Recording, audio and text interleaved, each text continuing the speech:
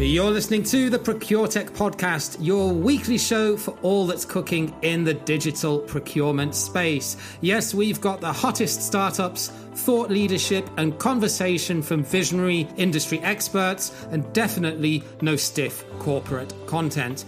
I'm your host, James Meads, Procurement Pro, Digital Nomad, and ProcureTech fanboy. And now, here's this week's show.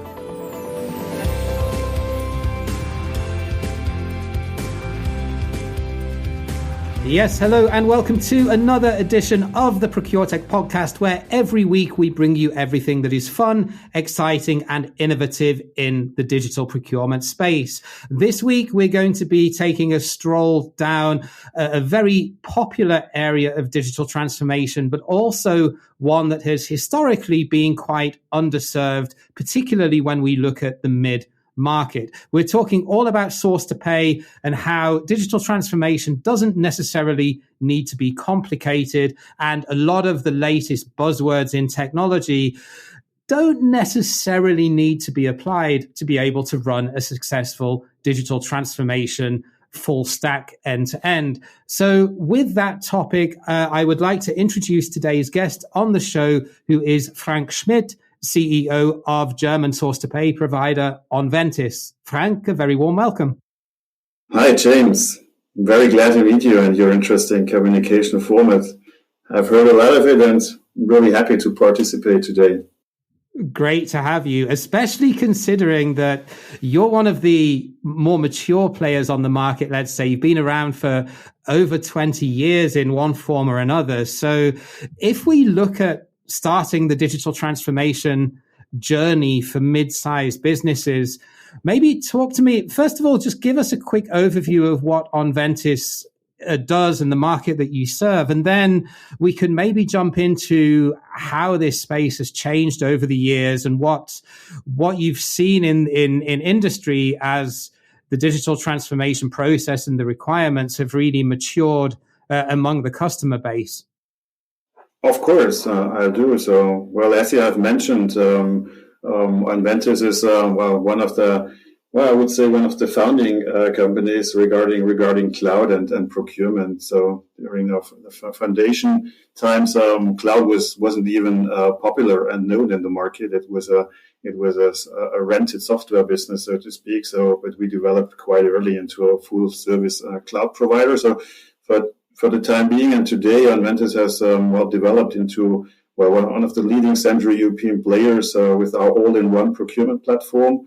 And as you already said, we are completely and 100% focusing on the mid-size enterprise market, connecting buyers and suppliers. So mid-size market for us means these are internationally acting companies and or groups of companies. Mainly companies between 100 million annual turnover and 1.5 billion annual turnover. So the golfers would say this is the sweet spot of our go-to-market. Of course, we also service a lot bigger companies and groups worldwide, but the proactive go-to-market and how the platform and our business is sized is the mid-size enterprise market. There we offer a full all-in-one procurement suite underlaid by a vast network. So for the buying organizations, this is a full end-to-end suite for operative procurement. So all order management, all catalog management, shop integration, searching, finding, shopping baskets, approval workflows. Also including fully automated invoice management and robotics accounting functionalities. Then, of course, all the source to contract functionalities for RFIs and RFQs with the contract management possibility. And last but not least, and this is a really hot topic, of course, for today's challenges for mid-sized enterprises is the whole supplier management stuff. So supplier adoption programs, supplier quality management, supplier risk management, and everything what's in context with supplier relationship management. And as I said, of course, we are very early. We decided to run that on a network-based approach. So that's the clear differentiator to other companies.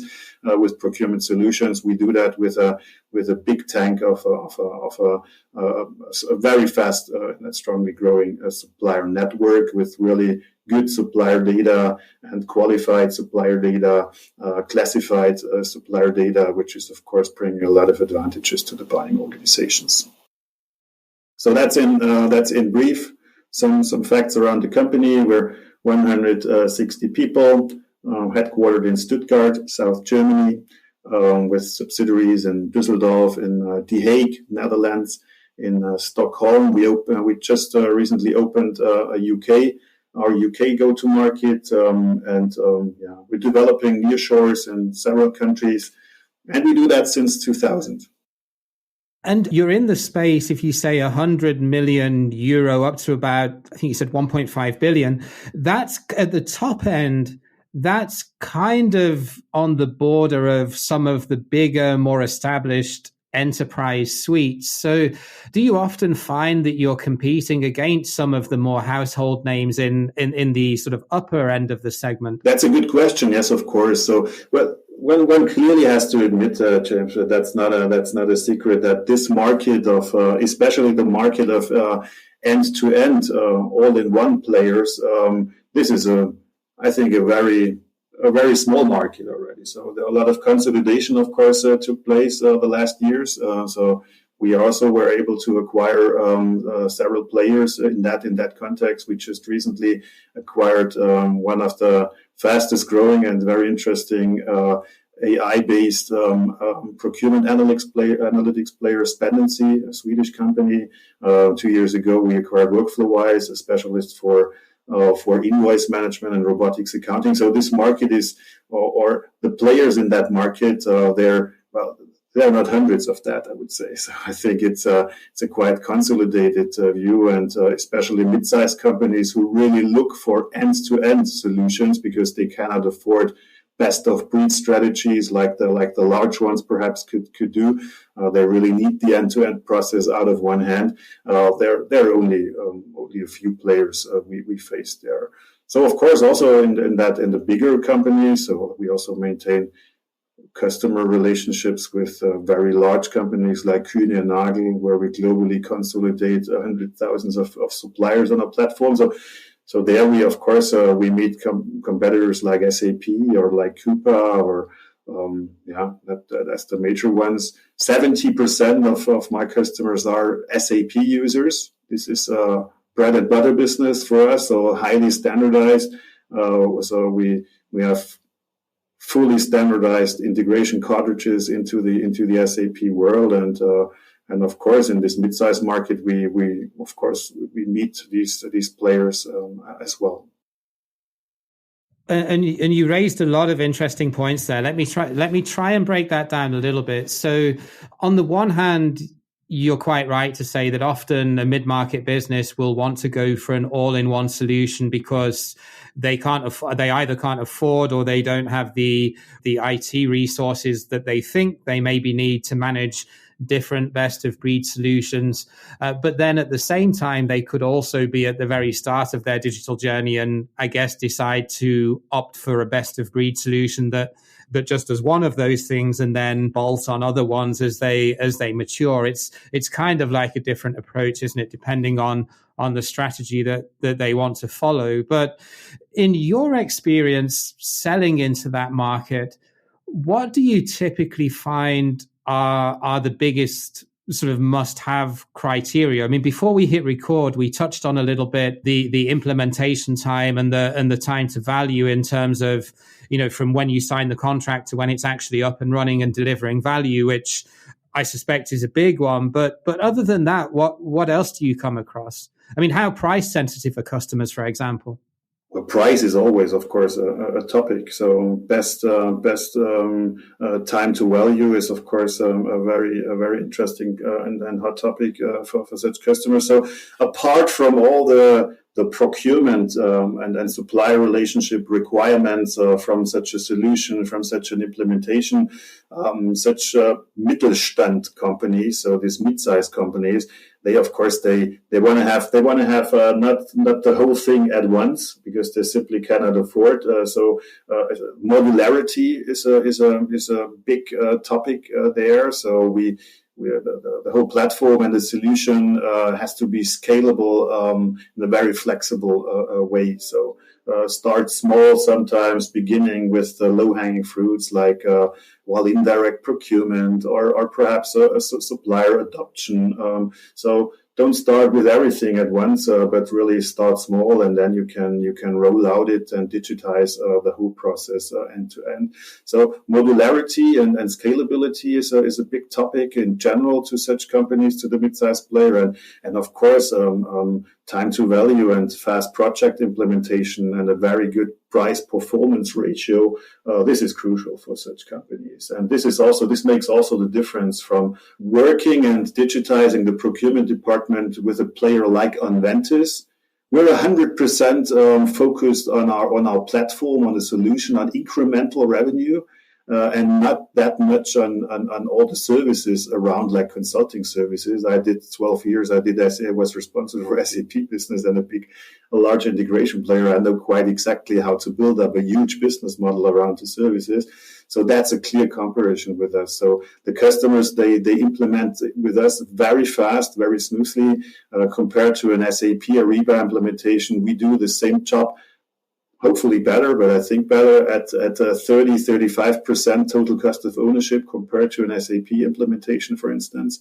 That's what the customers we won and who also had perhaps experience with this really large approaches. And so that makes the difference. So we do it with 35 or 40% total cost of ownership. So to be really fast and best time to value there. Hey, so just a quick interlude to let you know about procurementsoftware.site. This is a new website that I recently launched to give you, the listener, a free-to-access, intuitive guide to digital procurement technology. You can filter on a multitude of different criteria and pick out a short list of procurement software solutions that are relevant to your business and your needs in less time than it takes to boil an egg. No corporate subscriptions, no complex jargon, and definitely no pay-to-play model. We are a completely transparent, open book, and we really want to get your feedback on what we can really do to make this user experience better and constantly improve so as we're providing value to you. Check out procurementsoftware.site, and now let's get right back to this week's podcast. Obviously, you've been in this space for a long time, and I guess at the beginning you were selling pretty much exclusively to greenfield customers. Are you now finding that a lot of your sales or a lot of your inquiries are coming from companies that already have one of these established suites and they're looking perhaps to move to something a little bit more agile and user-friendly, or do you still find that most inquiries are greenfield, especially given, if you're selling into the mid-market, there isn't a huge amount of digital transformation maturity in this sector? Well, that's a good question, James. So first of all, we don't see greenfield anymore. Of course, we're in 22 now, and I think all of these companies, they have done a lot of homework throughout the last years, of course, to digitize their business. So the full replacements and changing from an existing platform into another existing platform, this happens, but these are the rarer cases we see in the market. Mostly, we see companies already started with some procurement processes, perhaps having already implemented also in the CFO resort on the financial side, perhaps also invoice management solutions. So everybody has something perhaps in place, and this is now the second or the third wave already, where they really try to consolidate and really connecting the digital dots within the company, which makes it quite difficult if you have a very heterogeneous approach and process landscape. So we rather see companies there not replacing but consolidating their perhaps rather fragmented digital processes onto a through-going process platform. So these are most of the cases. And there's also a difference, of course, from industrial sector to industrial sector. Whereas in the industry and in the automotive industry, etc., of course, digital processes in supply chain and procurement, they're, of course, sometimes quite mature, because these are the sectors, of course, started very early with digital supply chain management and connecting supplier and buyer organizations. On the other hand side, we see sectors like in the services sector, of course, with where we really see brutally plenty of greenfield approaches. So that's also a big difference from sector to sector. That's really intuitive how you've separated those different industry sectors. And also, it kind of surprised me that you said that most companies have at least done something and have started something, because I kind of expected you to say that it was more greenfield than existing business. So that was certainly a surprise for me to hear you say that. So what you're seeing then is often that they will have started with something like accounts payable or maybe production planning, and then they're perhaps looking to bring it all under one platform rather than having different areas of little bits of digital transformation or process automation sort of fragmented across the business. Well, I think one has to admit that we really have to admit that sometimes this mid-sized companies and this mid-market is very good sometimes in digital, being digital. So even better than perhaps large and very slow acting groups. So they have something, but we also see when we look, that each year we're doing a kind of a radar. So we have our procurement barometer for the Mittelstand. So this is a Central European study, where we do an annual survey of how the digital processes improve or perhaps not improve in that market. And of course, we clearly see that such mid-sized companies, they have also their problems, like the big ones, like the operative automation got stuck throughout the last 2 years. This was something we found out with the study, which was quite astonishing, because we thought that the corona and the pandemic impacts for procurement departments clearly showed the insufficiencies also of digital processes. So we thought that this might perhaps steer the drive to improve that, but that got stuck. So 52% of the mid-size market, they say we're not sufficiently equipped with through-going digital processes and operative procurement.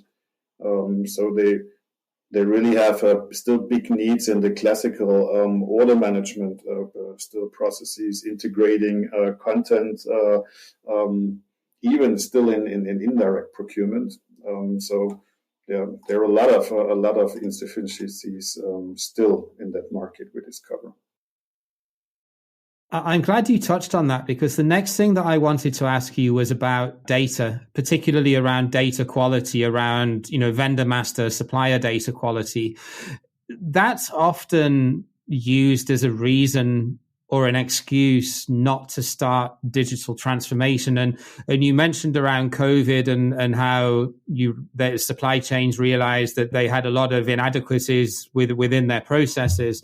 I think data is a big one, especially, and particularly in mid-market businesses where they probably don't have a vendor master centralized management team.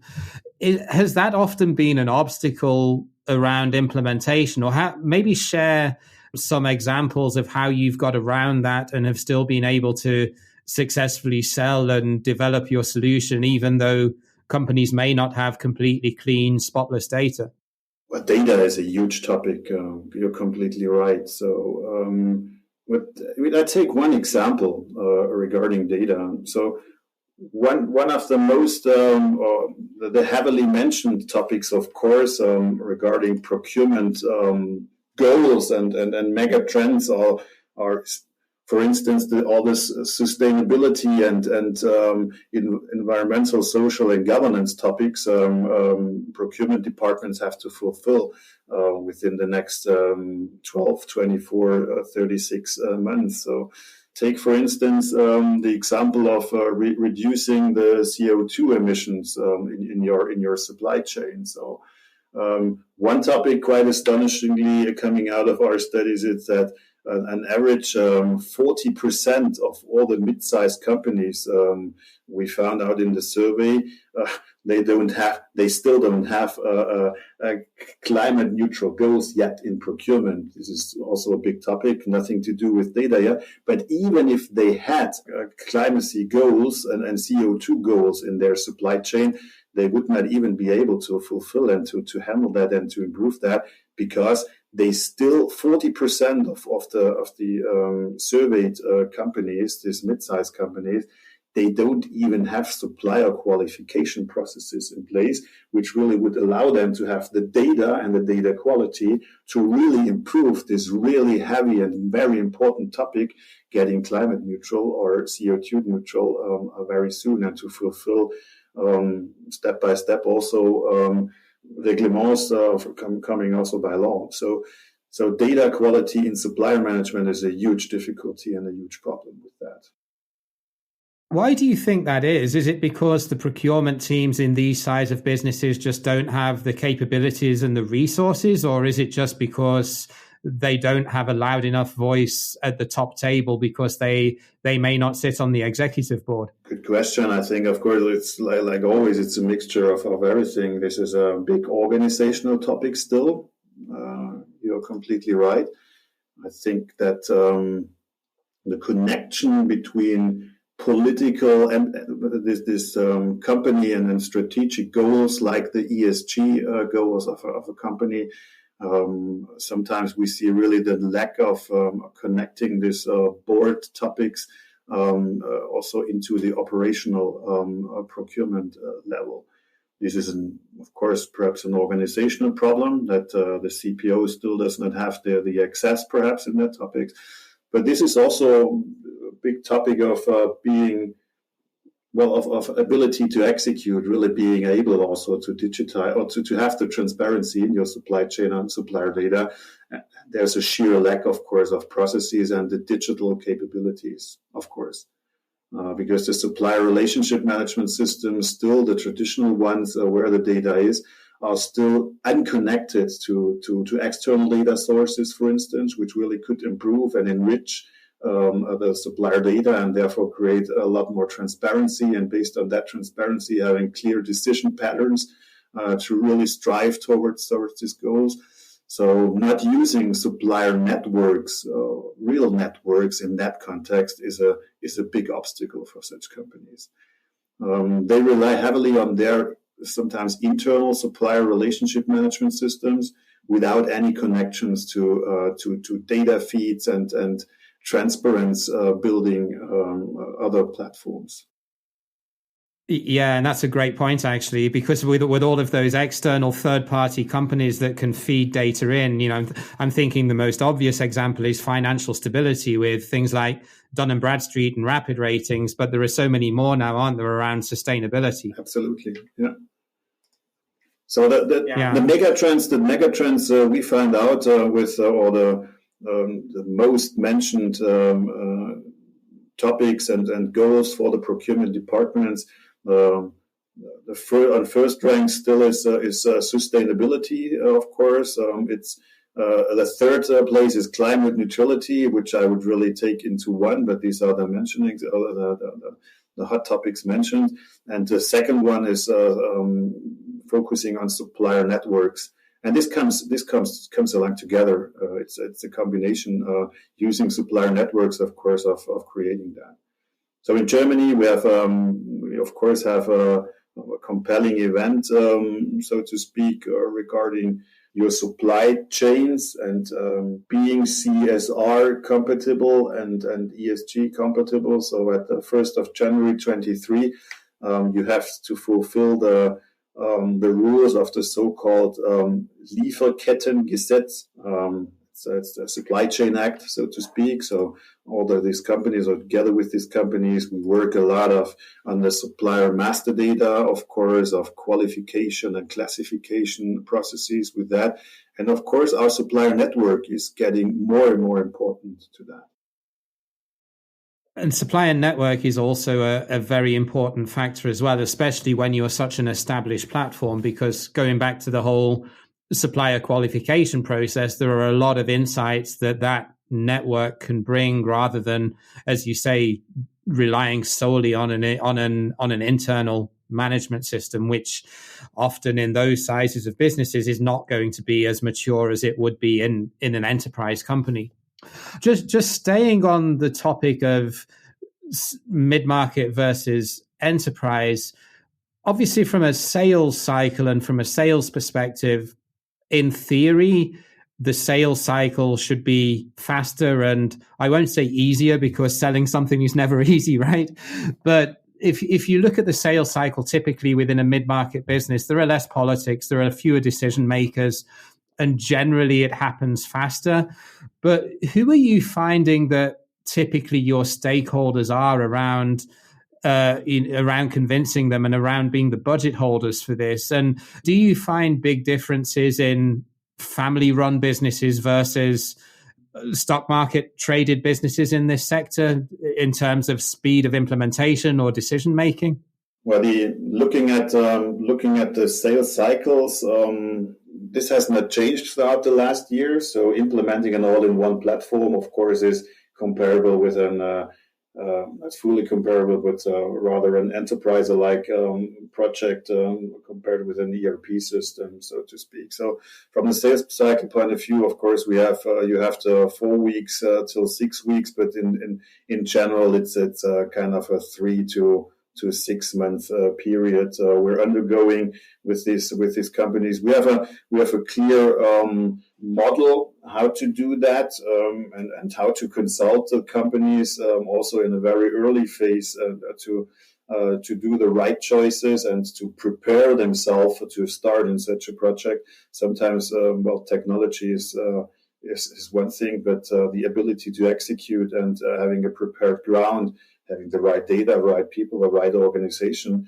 to really implement it successfully and roll out it successfully is the most neglected topic in such cases, honestly spoken. So therefore, you have to take your time. The customers have to take the time to not only choose technology and functionalities, but also to prepare themselves being ready to roll it out. So we start with special consulting, pre-sales consulting packages, also in combination with our implementation and consulting partners in the sales cycle. So we embed them in a very early stage, because, as you know, our software and our solution is the one thing, but these partners, they help the customers also to find out the right patterns and working at the data, at the master data and classifications, etc., which is a thing which could be platform independently used afterwards as well.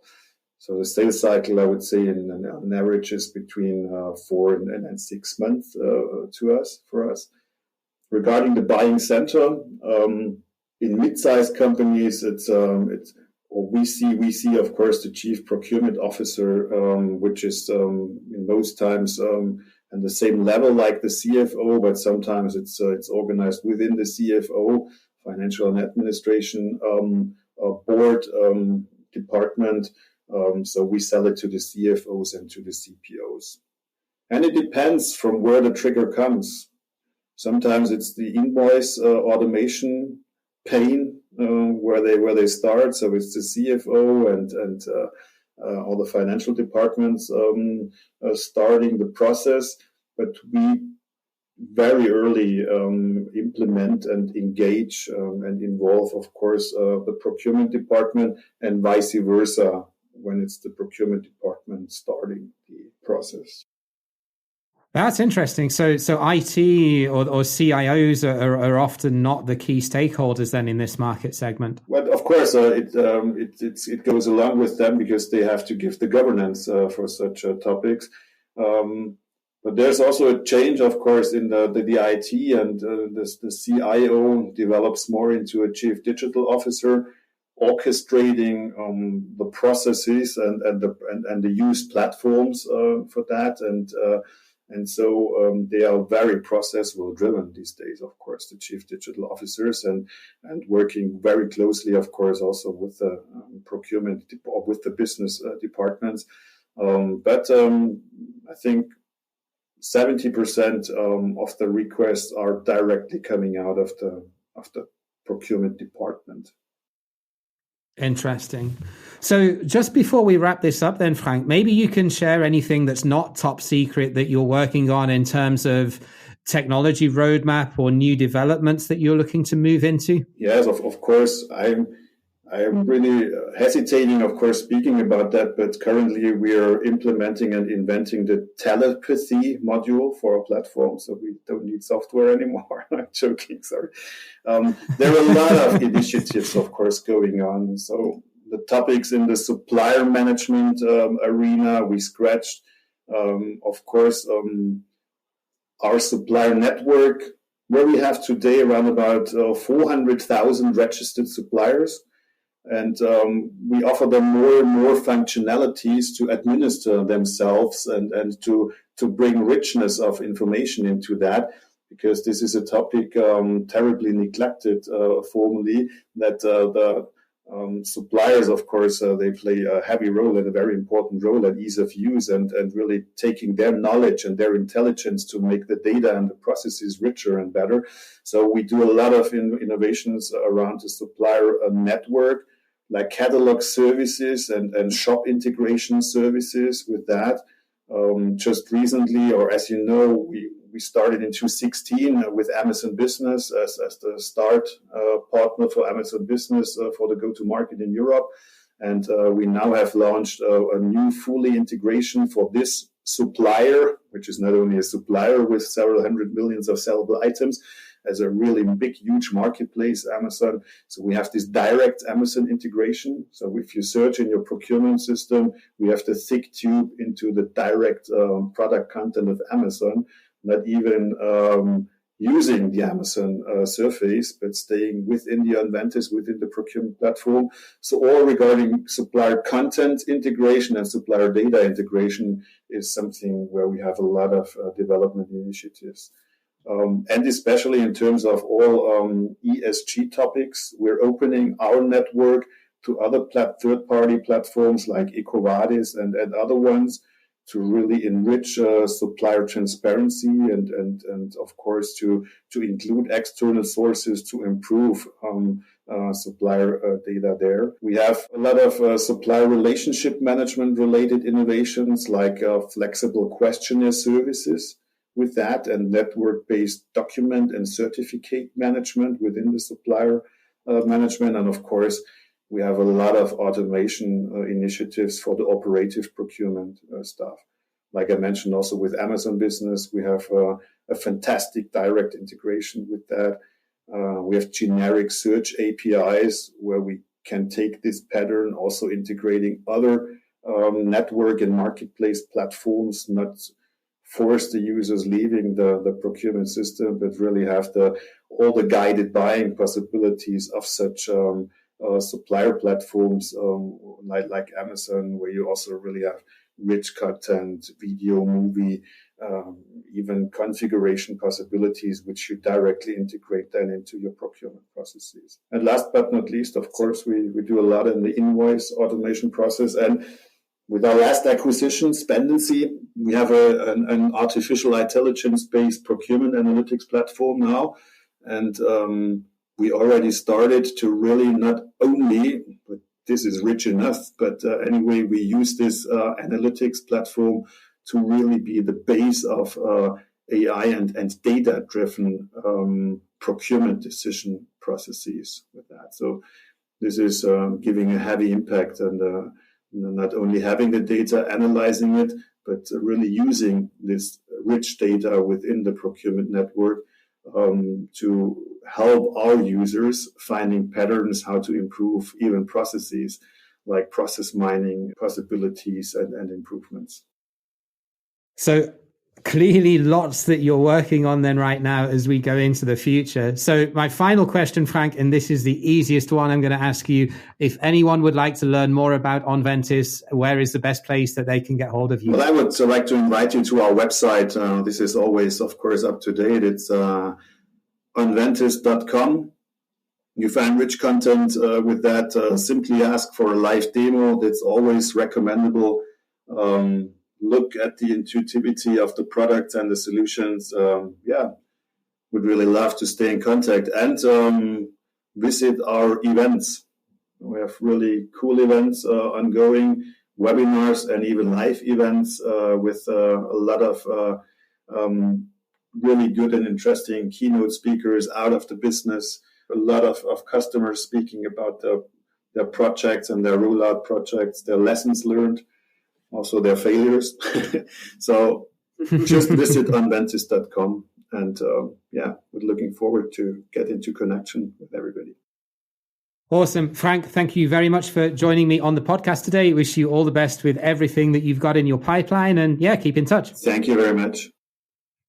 So that was bit of a microcosm of what's going on in the source to pay space, especially in the mid-market, and some of the unique challenges and opportunities that segment represents, whether you're a buyer or whether you're indeed a solutions provider looking to get a little bit more insight into that market segment. Just a couple of things before we sign off. Don't forget to check out procurementsoftware.site if you would like to get a very quick and easy overview of the different technology solutions that are available based on your budget and your market sector and the specific solution that you're looking for. And finally, don't forget to like our page on LinkedIn. And we will be back again with you with another podcast the same time next week. Thanks again for listening, and bye for now.